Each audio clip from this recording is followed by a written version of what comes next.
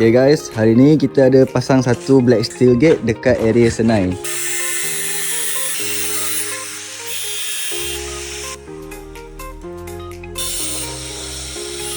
Frame ni kita pakai frame yang lebih special untuk ketahanan dia. Sebab gate ni panjang, lebih kurang dalam 20 kaki saya ingat. Lepas tu dia nak buat folding gate, dia nak buat trackless. Macam angkat lembu. Macam angkat lembu.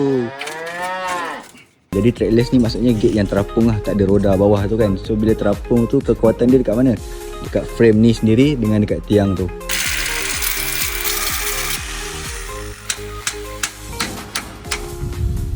Nampak frame ni tebal 4x2 tu member kita kira Abang Handsome. Tapi kita boleh cut cost lah kat sini. Yang belakang ni je yang attach dengan dinding.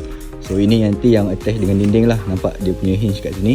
Yang ini kita pakai ketebalan 2mm. Lepas tu yang ini kita pakai nipis sikit 1.2mm. Macam mana nak bezakan dia? Actually kita boleh nampak. Tengok dekat dia punya bucu sini. So bucu sini kalau yang tebal dia 2mm, fillet dia kat sini ni lagi bulat lah.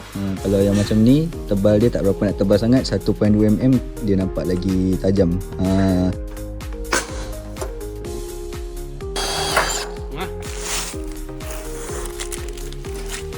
So ini kita pakai frame yang nipis sikit. Sebab ini bahagian depan, maksudnya dia bahagian yang tengah, dia kena ringan. Kalau yang bahagian belakang, dia kena berat sikit. Sebab yang berat akan pegang yang ringan. Kalau dua-dua berat, nanti gate akan jatuh macam ini. So inilah kita punya special dalam engineering. Buat gate panjang tapi boleh trackless dan dia tak jatuh. So ini antara kita punya special lah, kita punya kepakaran.